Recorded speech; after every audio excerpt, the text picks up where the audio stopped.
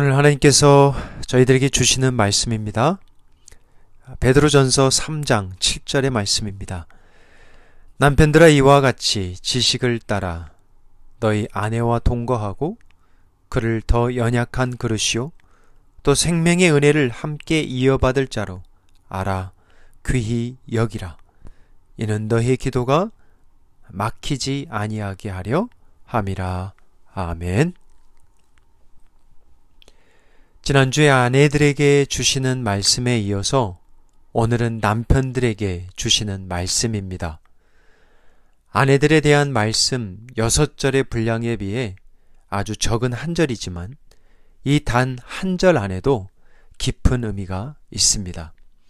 특별히 남편들은 오늘 말씀에 더욱 집중해 주시고 저 여러분의 삶의 구석구석을 말씀을 통해서 살펴보고 확인하고 특별히 회개할 부분은 회개하는 구원의 은혜를 간구 바랍니다. 사도 베드로가 살았던 로마 시대의 가정에 대해서 잠시 나눕니다. 로마 시대에 지금과 같이 가정 중심의 사회였습니다. 하지만 가정이 급격하게 깨지기 시작하였는데 크게 세 가지 이유가 있었습니다. 첫째는 과도한 부가 가져온 타락으로 인한 결과였습니다. 여러 차례의 정복으로 인해서 로마의 부가 집중되었는데요. 로마의 갑작스러운 물질의 풍요로움이 결국에는 로마의 매춘과 동성애라는 성적인 타락을 더욱더 야기시켰고 결국에는 가정이 파산되는 경우가 늘어갔습니다. 둘째는 수차례의 내전으로 인해서 가족의 구조가 무너지는데 특별히 적지 않은 아내들이 하루아침에 과부로 전락되었고 그리고 남자들은 품귀 현상까지 일어나기도 했습니다. 더욱이 아버지 없이 버려진 자녀들이 급격하게 늘어났고 이들은 자유는 있었지만 노예로 살아야만 했습니다. 세 번째로 로마 시대에 가정이 급격하게 깨지기 시작했던 이유 중에 하나가 상류층의 많은 여자들이 남자들과는 동거했지만 결혼은 원치 않았던 하나의 이러한 문화와 이러한 사회의 이러한 트렌드가 일반화되기 시작했다는 것이죠. 이로 인해서 출생률이 감소하는 현상이 일어났고 귀족층에는 안타깝게도 숨겨놓은 자식들이 한두 명은 기본이었다라고 합니다. 이러한 로마 시대의 상황 속에서 남편과 가정에 대한 말씀을 받으면 좀 더 이해하기가 쉬울 것 같습니다. 남편들에게 주시는 첫 번째 메시지입니다. 지식을 따라 아내와 동거하라 하십니다. 7절입니다. 남편들아 이와 같이 지식을 따라 너희 아내와 동거하고 그를 더 연약한 그릇이요 또 생명의 은혜를 함께 이어받을 자로 알아 귀히 여기라. 이는 너희 기도가 막히지 아니하게 하려 함이라. 아내와 함께 동거하라 하십니다. 그런데 함께 살려면 필요한 것이 있는데 지식이라 하십니다. 아내와 함께 동거하되 지식을 따라 동거하라 하십니다. 그러면 여기서 말하는 지식은 어떠한 지식을 말씀하실까요? 이 말씀을 이해하기 위해서 살펴볼 한 구절이 있는데요. 베드로전서 1장 14절입니다. 너희가 순종하는 자식처럼 전에 알지 못할 때에 따르던 너희의 사욕을 본받지 말고. 말씀의 요지는 이렇습니다. 너희들 이제는 순종의 자녀로 거듭났는데 전처럼 살아서는 안 된다라는 말씀이죠. 예수를 믿기 전에 전의 삶을 무엇이라 말씀하냐면 알지 못할 때라, 무지했을 때라 말씀합니다. 이제는, 지금은 썩지 아니할 말씀으로 거듭난 너희들, 이제는 무지한 자들이 아니라 진리를 알고 믿고 순종하며 살게 되었는데, 바로 이러한 진리 따라, 이러한 진리의 지식과 함께 동거하라, 아내와 함께 살라 말씀하십니다. 전에 내가 가졌던 사욕 따라 아내와 함께 살지 말고 참된 지식인 말씀을 따라 아내와 함께 살라 하십니다. 아내도 남편과 같이 거룩한 생명이며 산돌이며 하나님의 택하심 받아 구원 입은 거룩한 딸이요 왕같은 제사장이요 예수의 핏뿌림으로 된 하나님의 소유된 백성이라는 진리, 이 지식, 이 사실을 잊지 말라는 것이죠.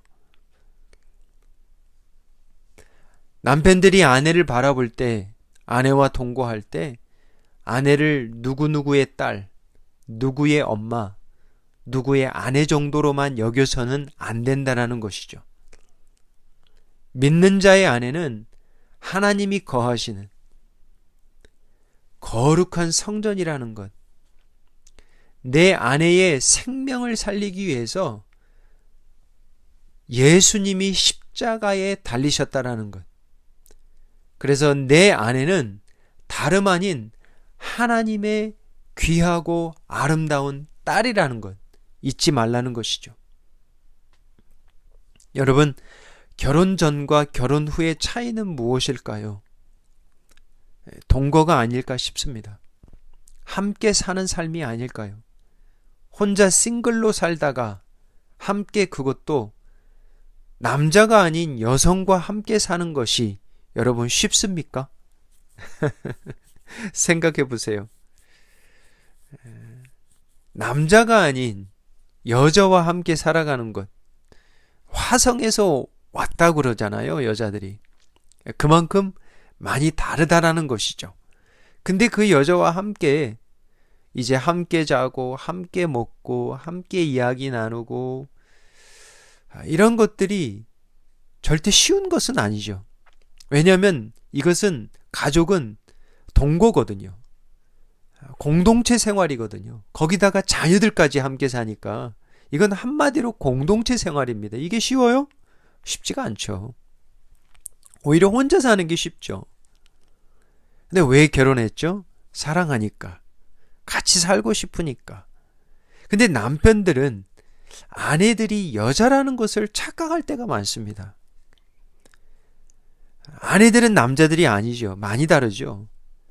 신체적으로, 생물학적으로 다를 뿐만 아니라 이런 감성, 세심함, 이 자녀들을 뱃속에 담아 이 몇 달을 함께 지내며 아이를 낳는 이 여성들, 이 엄마의 마음, 남자들이 이해할 수 있을까요? 여자에 대해서, 아내에 대해서, 특별히 그리스도 안에 있는 하나님의 딸로서 알아야 할 지식이 있다라는 것이죠. 결혼은 동거입니다. 함께함의 동거예요.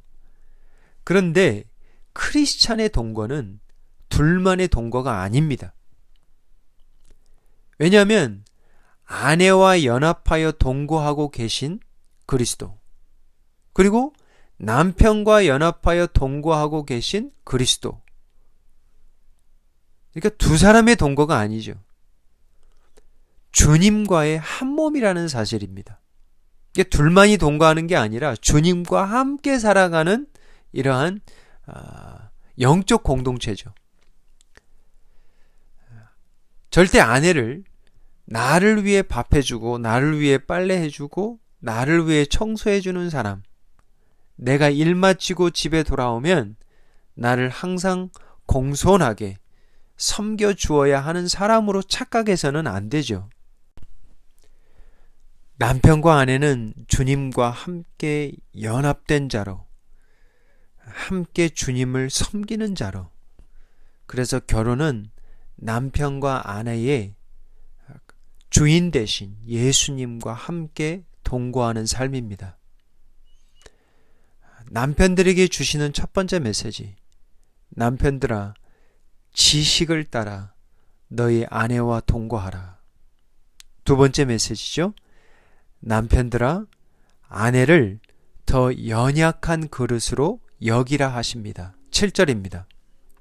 남편들아, 이와 같이 지식을 따라 너희 아내와 동거하고 그를 더 연약한 그릇이요 또 생명의 은혜를 함께 이어받을 자로 알아 귀히 여기라. 남편들은 아내를 귀히 여기라 하십니다. 여기서 귀히 여기라 라는 단어는 베드로전서에서 전에 사용했던 단어와 같은 뿌리인데요. 보배라는 단어입니다. 아내는 보배라는 뜻이죠. 같이 말씀을 받고 있는 아내에게 한번 이야기해 주시기 바랍니다. 지금 당신은 나의 보배입니다. 한번 해보세요. 귀하다는 말씀이죠. 남편들이 집에서 귀하게 여기는 것들이 있죠. 특별한 옷 같은 거 있고요. 운동과 취미에 관련된 것들, 아끼는 것들이 있죠. 음식들, 약과 같은 것들, 부모님으로부터 받은 것들, 개인의 어떤 소지품, 자동차를 귀히 여기는 남자들도 적지 않습니다. 제가 살고 있는 맞은편 집의 이야기인데요. 진짜 하루가 멀다 하지 않고 차를 닦습니다. 물로 세차하지요. 광을 내지요. 심지어 페인트칠까지 합니다. 고치기도 하고요. 오늘 말씀에 남편들이 집에서 귀하게 여길 것이 있다. 바로 아내들이라는 것이죠. 왜죠? 연약한 그릇이기 때문이다 라고 말씀합니다. 여기서 이제 연약하다라는 뜻은 심성이, 정신이, 믿음이 연약하다라는 뜻이 아니라 어떤 생물학적으로, 육체적으로, 어떤 창조적으로 약하다는 것이죠. 그 아무리 여자들이 힘이 세고 천하장녀라고 할지라도 남성과 여성을 묶어서 씨름대회 개최하지 않습니다. 그죠? 축구 시합, 농구, 배구, 야구, 우리가 미국에 살지만 풋볼 같은 경우, 복싱, 골프, 모르겠네요. 거의 모든 스포츠 운동 종목에 남성과 여성을 구분합니다. 왜죠? 일반적으로 여자들이 남자들에 비교해서 연약하기 때문입니다. 남편들이 아내를 귀히 여기되 연약한 그릇으로 지켜야 할 이유, 여겨야 할 이유가 또 있는데, 여자들은 대체적으로 남자들보다 좀 더 좀 섬세하고 예민하죠. 그릇이라는 표현을 썼는데 연약한 그릇, 깨지기 쉽다라는 것이죠. 그런데 이러한 아내들을 자신들과 같이 남자들로 대해서는 안 되죠. 함부로 말하고, 함부로 대하고, 함부로 부리는 일 조심해야 되겠죠. 특별히 그 가부장적 유교 문화에 살아온 한국 분들, 남편분들 더더욱 조심해야 합니다. 지금은 안 그러겠지만 예전에 우리 부모님 세대 이런 말씀 많이 듣잖아요. 그 시집 갈 때 부모님들로부터 이런 교육을 받습니다. 남편이 하늘이다. 그저 너는 시집 가면 그 집 며느리다. 또는 그 집 귀신이다. 이런 얘기도 하잖아요.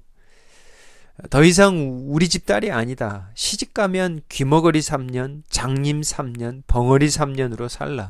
요즘 그런 분들 얼마나 있겠냐만, 이게 우리 부모님 세대에 있었던 어떤 미덕이었습니다. 우리 한국 어머니들 이것이 미덕이라고 생각하고 진짜 귀머거리, 장님, 벙어리 3년씩 살았습니다. 아버지들은 이러한 아내들이 정숙한 아내로 여겼어요. 우리 사랑하는 성도님 여러분, 기억하시기 바랍니다. 특별히 남편 되시는 분들, 저와 여러분의 아내들은 연약한 그릇임을 잊지 마시기 바랍니다.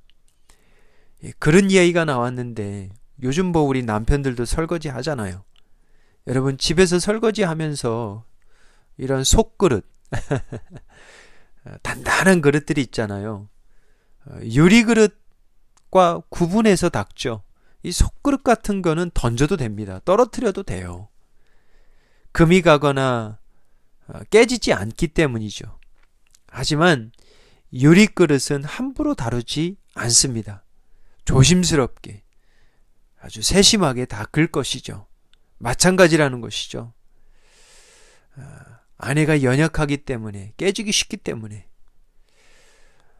아내를 연약한 그릇으로 여기라는 말씀, 또 다른 이유는 남편들의 세심한 배려가 있어야 된다는 말씀이죠. 세심한 사랑, 세심한 돌봄, 세심한 섬김, 세심한 대화 필요하다는 것이죠. 이 한국교회에 어느 한 교회에서 비교적 큰 교회인데요. 그 아내들에게 설문조사를 했습니다. 아내들이 언제 남편들로부터 힘들어하는가, 괴롭힘을 당하는가, 남편이 어떻게 했을 때 아내가 가장 괴로워했는가라는 설문조사입니다. 이건 실제 조사니까 저와 여러분에게도 적용될 수 있는 아주 근거 있는 조사입니다. 한번 저와 여러분의 삶을 한번 돌아봤으면 좋겠습니다. 어느 때 가장 괴로웠냐면 세 가지인데요. 첫 번째는 남편들의 언어 생활 때문에 아내들이 힘들어합니다. 어떤 언어냐면 아내를 존중하지 않는 말, 그런 말투 있잖아요. 그러니까 아내는 덜 존중받아도 되는 듯한 그러한 말투. 그리고 남편들의 입장에서는 자기 일이 더 중요하다고 생각하는 그러한 우월감.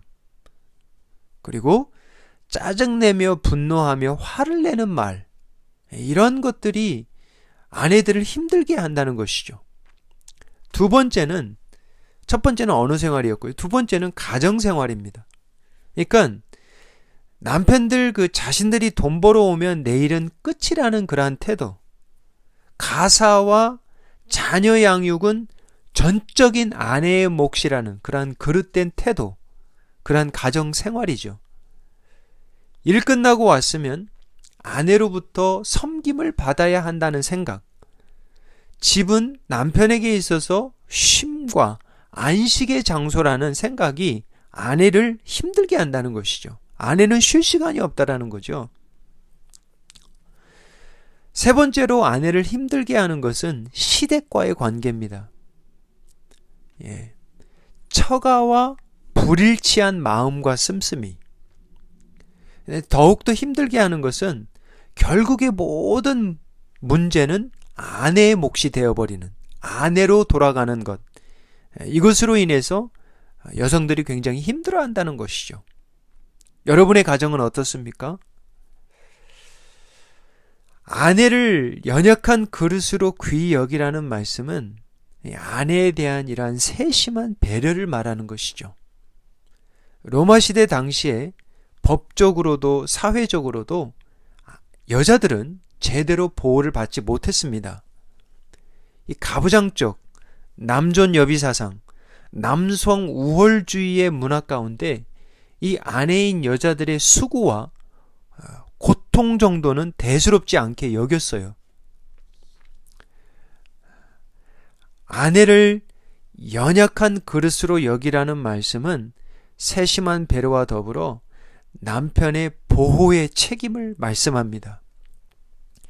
에베소서 5장 28절 29절 말씀에 남편의 책임이 좀 더 자세하게 나오는데요. 한번 확인해 보도록 하겠습니다. 이와 같이 남편들도 자기 아내 사랑하기를 자기 자신과 같이 할지니 자기 아내를 사랑하는 자는 자기를 사랑하는 것이라. 누구든지 언제나 자기 육체를 미워하지 않고 오직 양육하여 보호하기를 그리스도께서 교회에게 함과 같이 하나니. 아내를 연약한 그릇으로 여겨야 하는 이유는 아내 사랑은 결국 남편 된 자기 사랑이라는 것이고요. 아내는 남편의 보호를 받도록 세워졌기 때문입니다. 한밤중에 잠을 자다가 거실에 이상한 소리가 들리면 만약에 도둑이라고 들어온 것 같으면 누가 먼저 나가야 할까요? 아내에게 나가보라고 할 남편이 있다면 그 남편은 정말 남편 아닙니다. 그죠? 그 아무리 태권도, 유도, 가라떼, 검도 몇 단이라 할지라도 그 순간은 누가 나가야 돼요? 남편이 나가야 되죠. 전쟁터에 한 가정의 대표로 한 명씩 나가야 한다면 누가 마땅히 나가야 할까요? 아내를 가정의 대표하여 전쟁터로 보낼 남편이 있다면 그 남편은 남편 아닙니다. 하나님은 남편에게 아내를 연약한 그릇으로 주셨습니다. 왜요? 세심하게 배려하라고, 귀히 여기라고, 연약한 그릇이기에 보호하라고 주셨음을 꼭 잊지 마시기 바랍니다. 말씀 정리합니다. 남편들에게 아내를 주셨습니다. 아내들과 동거하되 지식을 따라 동거하라 하십니다. 아내들을 더 연약한 그릇으로 여기라 하십니다.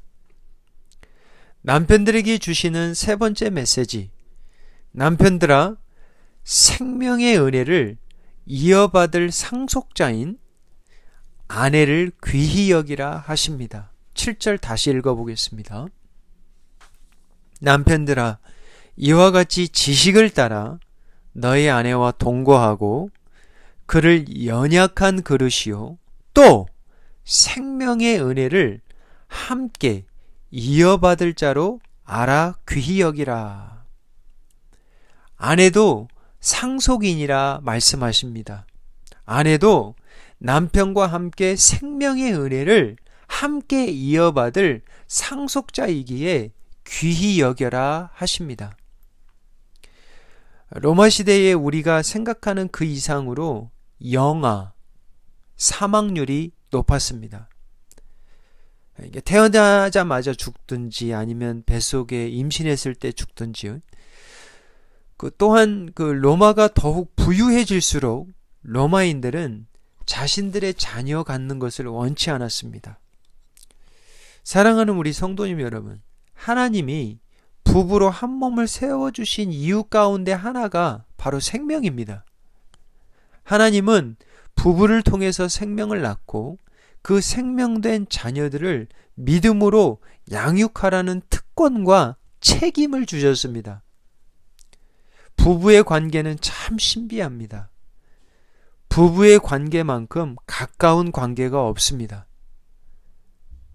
마음과 감정뿐만 아니라 몸까지 서로 나눕니다. 그래서 부부를 하나님은 한 몸이라 부르십니다. 부부의 사랑의 이러한 친밀한 관계를 통해서 또 다른 생명을 낳는 것, 이것이 부부에게 주신 하나님의 창조의 질서죠. 남자들이 모여서 함께 아기를 낳을 수 없듯이 남편들도 마찬가지죠. 남편들에게 아내를 주신 이유가 있습니다. 생명의 은혜를 함께 이어받을 상속자로 귀히 여겨라. 오늘 이 말씀 생명의 은혜를 함께 이어받을 상속자라는 이 말씀을 자녀들을 통한 생명의 은혜로 해석할 수 있지만 또 한편으로는 이 말씀을 영생, 영원한 생명의 은혜로 해석할 수도 있습니다. 다시 말하면 내 아내도 생명이신, 은혜이신 예수 그리스도를 통해 구원받은 하나님이 생명과 같이 여기는 귀하고 보배로운 딸이라는 것이죠.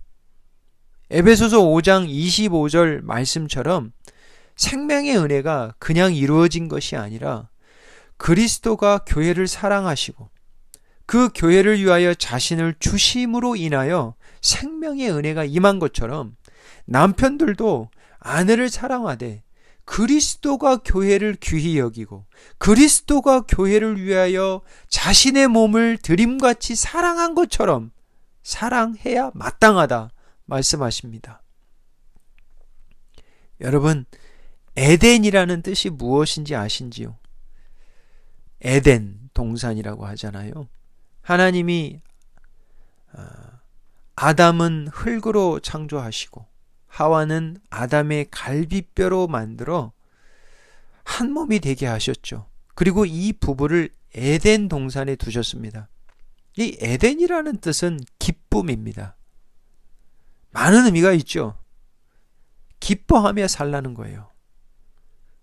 부부는 얼마든지 기쁘며 살아갈 수 있습니다. 그게 부부의 축복이에요.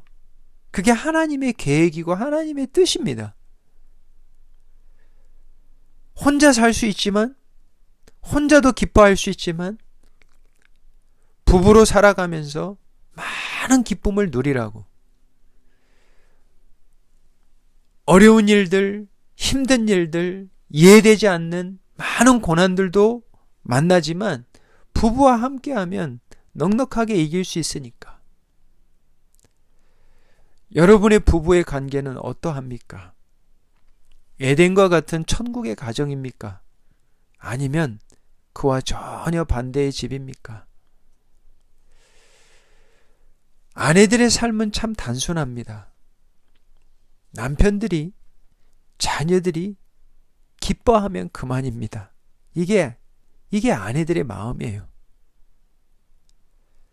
참 단순하죠. 자신들은 없어요. 오늘 말씀을 받으면서 남편들이 좀 깊이 돌아보았으면 합니다. 나는 과연 내 아내에게 어떠한 사람인가? 나는 그동안 하나님이 주신 이 아내를 어떻게 사랑했는가? 어떻게 대했는가? 이민자로 살아가는 우리 한인 남편들, 제가 생각하기에, 추측하기에 한국에 있는 남편들과는 좀 다를 거라 믿습니다. 좀 더 열려 있고요. 좀 더 배려가 있는 삶으로 분명히 집에서 섬길 거예요. 하지만 모든 부부가 그렇지 않다는 것도 현실입니다. 여러분, 아내들이 남편을 바라볼 때, 남편을 생각할 때마다 쓰디쓴이란 맛을 느끼며 남편을 통해 받은 이 상처가 너무 깊어서 이미 남편들을 포기하신 아내들도 적지 않습니다. 남편에 대해서 이제는 포기해버린 아내들, 더 이상 관여하고 싶지도 않고 말하고 싶지도 않고 동거는 하는데 남남과 같은 동거의 관계로 살아가는 그러한 부부도 있습니다. 오늘 이 말씀, 지난주 말씀 다시 한번 마음속에 새기면서 받으시면서 순종하시기 바랍니다. 여러분, 순종할 때 역사가 일어나는 거예요. 회개하시기 바랍니다.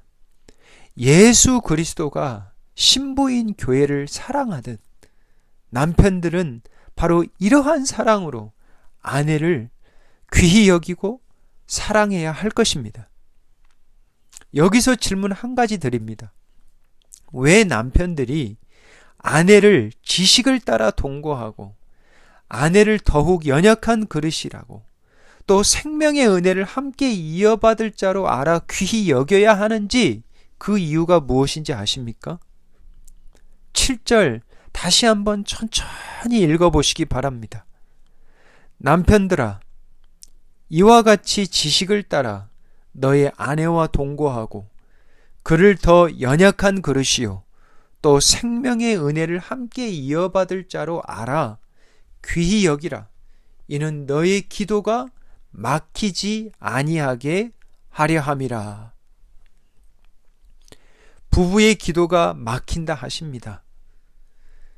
믿지 않는 자들이 이러한 말씀 들으면 별 대수롭게 생각하지 않을 것입니다.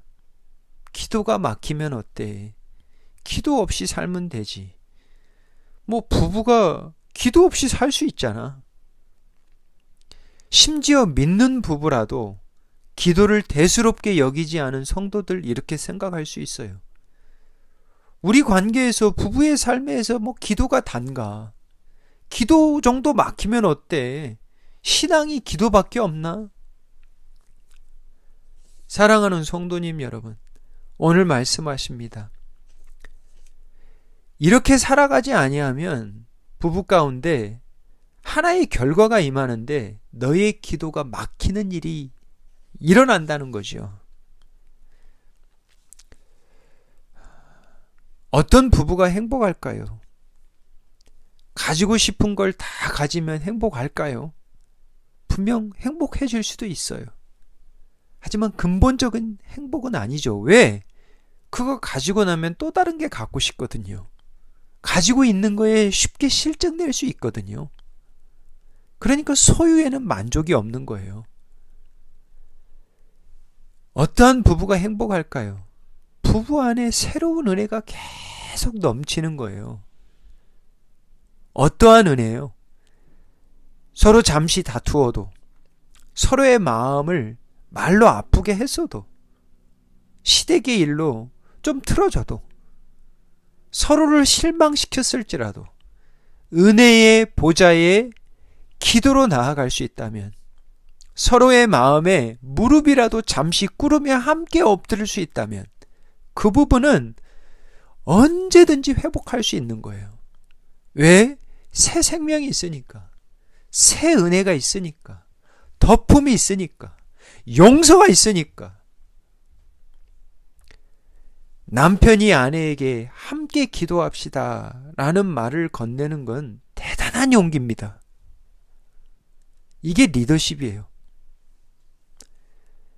남편들 되시는 분들 기억하시기 바랍니다.